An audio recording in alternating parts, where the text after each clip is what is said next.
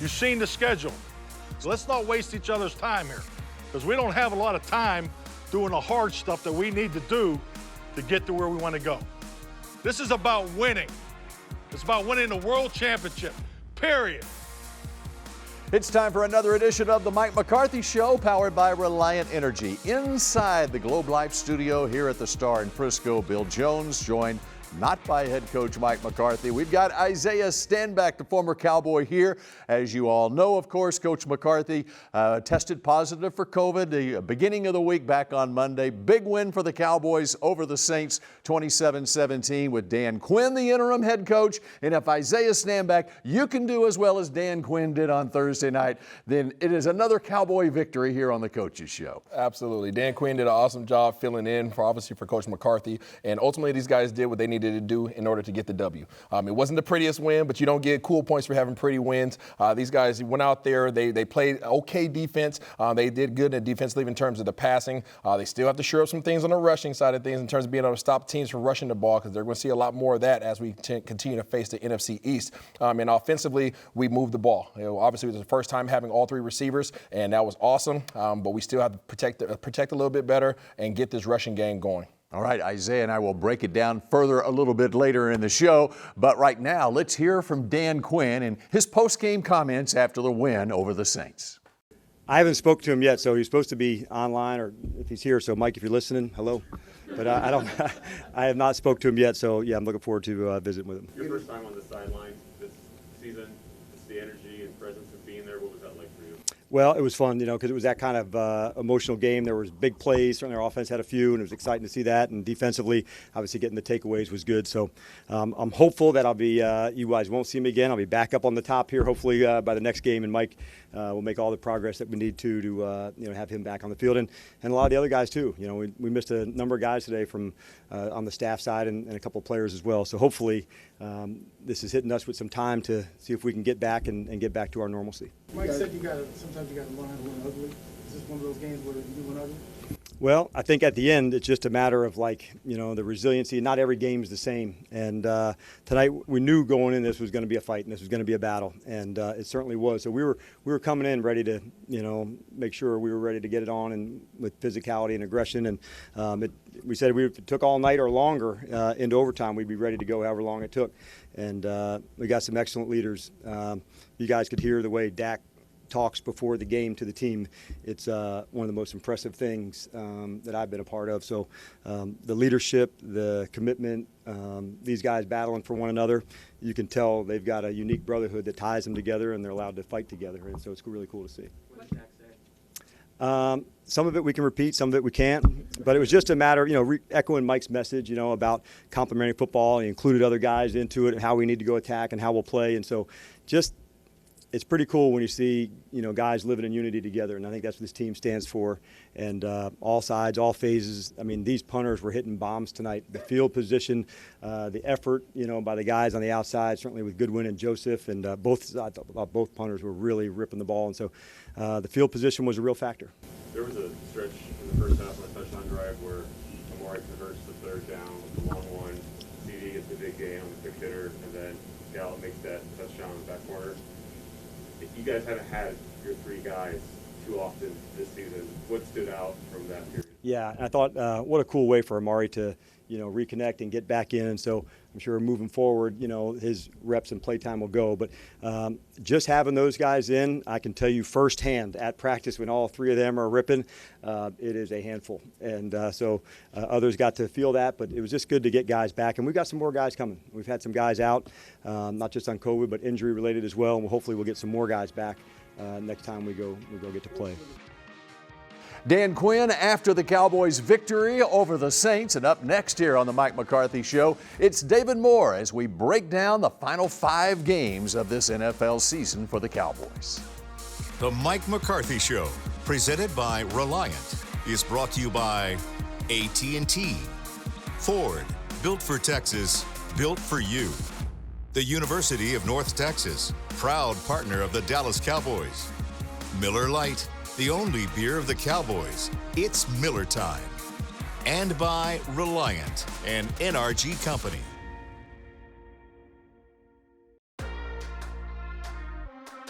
This segment is brought to you by the Dallas Morning News. Nobody does sports like Sports Day. Your home for complete Dallas Cowboys coverage. Welcome back to the Mike McCarthy Show, powered by Reliant Energy, as I am now joined by David Moore of the Dallas Morning News, SportsDayDFW.com. We look ahead to the final 5 games of this season, and the NFC East will be determined these last 5 games, especially when you consider the fact the Cowboys have 4 of their last 5 against division rivals. 4 of 5, and the one that's not is Arizona at home on January 2nd, which could have a profound impact on the seeding. But, it's very unusual to have this many division games concentrated all in December and early part of January. Still 2 left with Washington. And with Philadelphia losing to the New York Giants the other day, the Washingtons kind of positioned themselves. I think early in the year, everyone felt that Dallas and Washington would probably decide the NFC East. And then people were like, well, Dallas is so far out front and Washington's struggling.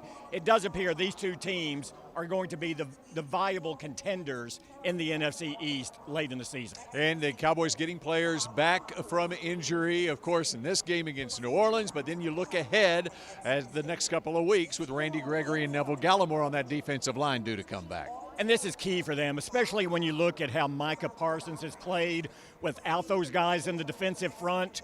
And now DeMarcus Lawrence coming back in the game against New Orleans. Now you're going to get Randy Gregory. Chance he comes back for the Washington game. If not, the game after that, probably for sure against the Giants. Neville Gallimore still in that same range. His 21-day window's been activated. That gives them another guy in the defensive line rotation in the middle with Neville Gallimore. Now with Brent Urban being out for the season, had tricep surgery this past week. They need more bodies in there.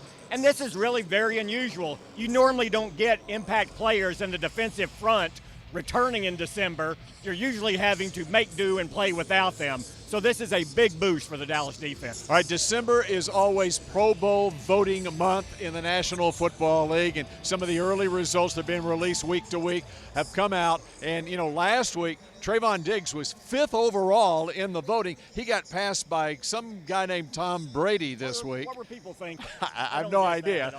But 110,000 votes for Trayvon and Tom Brady at 111,000. And then you got 3 on the offensive side that are leading their position right now. Yeah, no surprise, Ezekiel Elliott, running back. And people talk about, well, he's been injured, he's not the same. Look around the league, Alvin Kamara. With his injury issues, he's still right up there in the conversation. Zach Martin, perennial Pro Bowl guy. The interesting one at the moment, the first 2 weeks of voting, Tyler Biadasz leads at center. I think he may have a difficult time holding on to that spot, but we'll see. Well, the Biadasz family is doing a great job of stuffing the ballot box as it stands right now. Okay, you did not mention a guy who's played linebacker, who's played defensive end, the rookie Micah Parsons. He's got to be in the Pro Bowl. He is. He's a little outside of it right now, but he's gone. The way he's come on, this doesn't hurt him, but how do fans vote for him? Do they vote for him as a linebacker, as like he says, I'm just a football player? He certainly deserves to be on it. And we talked earlier about, Randy Gregory coming back, DeMarcus Lawrence coming back. It's going to be fascinating to me to see how Dan Quinn deploys these 3 weapons in the front 7. I think that gives offensive coordinators the rest of the way big headaches. All right, David Moore, we appreciate it as usual. And up next, we head to the film room with Isaiah Standback when the Mike McCarthy Show, powered by Reliant Energy, continues in a moment. The Super Bowl, playoffs, you got 5 games left. And, there's stuff to be done within those 5 games. I don't think it's time for me to sit on my couch and start smiling, eating Cheetos just yet. You know what I mean? I'm trying to do something way bigger than what anybody else thought we could do this year. So that's what I'm focused on. I'm just doing my job in the process. This segment was brought to you by the Dallas Morning News. Nobody does sports like Sports Day. Your home for complete Dallas Cowboys coverage.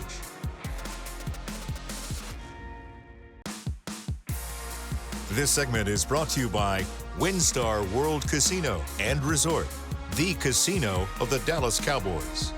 Yeah, it's frustrating. It's frustrating on my part. I think just being greedy in some of the reads, trying to put the dagger in them, I guess you can say, rather than just continuing to play through the play and play through the drive. I was trying to do it on one play, and I can't do that. We can't do that as an offense, and we just got to stay within it and allow that play to come. So, yeah, it was definitely frustrating. Welcome back to the Mike McCarthy Show, and we are now back in the film room. Yes, we got the victory, but there are some things that we have to address if we want to make this push for the NFC East and beyond. Now, starting off with the first play of the game, there's some things that we have to shore up, and that is being able to protect up front to give Dak the ability to do what? Simply be Dak. All right, and it starts up front with our offensive line. I want everybody to pay close attention to the protection or the lack thereof, which causes us to have an incompletion on this first play. Right here, you guys see these guys have a 7-man box, okay, 4 guys up front, and they have 3 guys at the linebacker position. We have 7 protectors up here, 5 offensive linemen, and 2 tight ends. Everything should be perfectly fine. However, it's not. Tyler Biadasz right here gets beat right off the bat, okay, and that's something that you cannot do at the point of attack. By Tyler Biadasz not getting his block, now you have Zach Martin trying to help right here. Now Zach Martin is out of position. He's not able to take care of his responsibilities, so you're utilizing 2 guys to take care of 1 man's responsibility, and then that compounds things when Zeke has to step up and now try to block. So now you have how many guys? You have 1, 2, 3 Cowboys trying to block 1 man. That's not the recipe for success. As this play continues on, Dak retreats, pauses right here. Now you add another man to the mix, all right? Tyron Smith gets beat on the outside by his man coming off the edge. So now you have four Cowboys blocking 2 Saints players, and now you're expecting Dak to step up with confidence, deliver a ball to CeeDee Lamb right here without the proper timing, without his ability to be able to break coverage right here. Contested catch is going to be very difficult. We have to give him more time so that he can be a lot more confident in the pocket, coming off of that calf strain, so he can deliver the ball with some accuracy. That's not the only area that we have to shore up. We've talked about it all year long about our inability to be able to stop the run. We have to figure this out as we continue to face these woes in the Northeast, like Washington, like New York. They want to run the ball, and we want to stop the run. So what do we have here? We have 8 guys in the box. 1, 2, 3, 4, 5, 6, 7, 8. These 8 guys in the box are simply here to stop the run that we know was going to be presented, but we still were unable to do that effectively. You see they bring their running back, their receiver over here, and the first thing you want to see is we get kicked out, walled off. Next man gets walled off. All right, then I want you guys to take your attention to right here, Curse. You can't pick a side. You have to come downhill and take this head on. He decides to choose a side. When you choose a side in this NFL, now you have created a ravine. These guys are walled off. You chose a side, so now he's walled off. And what does that create? That creates a great little gap right here. And the next man up is your second-level defender. That's Vander Esch. Vander Esch, you cannot come up here and play ticky-tack. You have to drive on this, bust him in the mouth, drive him back, but instead you retreat. These guys get an easy 6, 7, 8 yards. It's something that we have to shore up. We need to be more physical at the point of contact. We cannot avoid blocks, and we have to be sure when we decide we want to play 8 men up front. Fellas, let's take care of business. We'll have more coming back after the break. See you soon. Welcome back to the Mike McCarthy Show, powered by Reliant Energy. Isaiah Stanback joining me here in place of the coach here. Coach will be back next week as the Cowboys take on Washington. But we look back at this Thursday night win over the Saints. Let's start with the guys coming back. Let's start with Amari Cooper and CeeDee Lamb. And that sequence in the first half was terrific, starting with Amari making his presence known. And really the first time we really noticed him in the game, as he had limited snaps in the game with a 41-yarder. Yeah, this is the first time we've had the 3-headed monsters all together all year long. And here you are with Coop getting the ball right across the middle and not only getting a great catch, but getting some yak yardage here. Absolutely missed him during his time off. And then, of course, CeeDee Lamb, it's a backwards pass, smoke screen. There he goes. There goes a great screen play. This is one of the big plays we had in our rushing game. Great play by CeeDee. He had a great game that night. And you got to love Michael Gallup. How about this, Isaiah? Great release, amazing ball, and way to go up and get this thing and create your own poster. Gallup in the corner of the end zone. Give me that. Spectacular, and yes, both feet in bounds. Amazing play by Michael Gallup. That got the Cowboys going with the pass game, but this Saints defense was stingy all in all throughout this game, and there's been concerns here really over the course of the last 6 weeks or so about this run game, and it was still concerning because besides that Pollard run, they basically average, and the Lamb run, which counted as a run, they averaged 2.5 yards a carry. Yeah, coming into this game, we were 1-5 when we didn't have 100 yards rushing. If we didn't have a 100-yard rushing game, we were 1-5. So it's something that we needed to address. These guys were stingy. They were third in the league against the run, only allowing for 3.4 yards per rush, and it didn't get much better for us in that regard. We struggled to try to get Zeke going. We know he's not healthy right now. Pollard didn't have the ability to really get things going as we tried to force him going outside the tackles, and it was just ineffective. This is something that we have to shore up and going forward as we continue to push through the rest of the season. Yeah, and especially here in December when you go outdoors playing at a place like Washington, Philadelphia to close the season, you're going to have to be able to run the football and to close out games as well. But how about Tony Pollard? He broke free and he showed that speed as he got to the left side and went 58 yards right here on the toss. Yeah, these guys do a great job blocking. You see our offensive linemen getting up to the second level, receivers crack backing, and then number 43 didn't want any part of Pollard, lost his angle, and he simply showed exactly how fast he is and quiet in the crowd. All right, people talk about Pollard needing more touches for Pollard. Would you be in that crowd? I'm in that crowd as long as Zeke is not as healthy as he needs to be. All right, let's flip it over to defense. And Taysom Hill, who is making his first start for the Saints. Of course, he has the injury with his hand, and he had some difficulties throwing the football. Had no difficulties running the football, but the Dallas defense comes away with 4 takeaways, 4 picks in this game, doing what they've done when they've been successful all season. Absolutely, and this year, whenever we've had 2 or more turnovers, the Cowboys were 6-2. So we knew that was a recipe to success, and as well as going against Taysom Hill, who's only had 8 pass attempts coming into this game. We knew he was going to have to throw the ball if they got behind, and that's exactly what happened. Amazing play right there by Kurz. He must have been on the jugs machine because he got that thing right before it hit the ground. And they obviously gave us 3 more opportunities to get interceptions. This was what we needed to do in order to put our offense in position to win the ball game, and there he is right here, giving us another chance. Off defensive line coming up, forcing his hand and making him be accurate, which is something that he's not very good at. That was DeMonte Casey and, of course, Trayvon Diggs with number 9 on the season here. Yeah, number 9. This dude, I don't know who's going to be Defensive Player of the Year. If it's going to be him, it's going to be Micah Parsons. But we have 2 guys in terms of our draft picks over the last 2 years who are out here making amazing plays. And as long as they throw it up, Diggs is going to be in the conversation for getting it coming down with it. And the exclamation point right here, Carlos Watkins goes 29 yards. Yeah, the big fella didn't want to be left out. You guys see he get up there. He saw the play coming out quick, got his hands up, grabbed it, got tackled by his own lineman. But he go out there, he wants to get these touchdowns, and it's always fun to see the big fellas roll down the field on a pick 6. Well, and when you look at this game and you look at basically what was maybe the key play of the game, early fourth quarter, Saints are down 20-10. They're facing a 3rd and 2 at the Cowboys' 26-yard line, and that other candidate for Defensive Player of the Year, Micah Parsons, came through. Yeah, Micah Parsons, this dude is a physical specimen. I mean, I don't know what else you can ask for a rookie coming in here. We obviously knew we had high regard for him, but the play that he made on this play particularly was amazing. He took care of his responsibilities in terms of playing where the offensive line was running. You see they were going away. He followed that, and then he tracked the ball. He was able to go out there and close that gap. That 4.3 speed was amazing, but the first 10 was even better. And took him out of field goal range. Sean Payton elected to punt, and the rest, as they say, was history. A 27-17 win for the Cowboys. All right, we wrap up the Mike McCarthy Show when we come back in just a moment.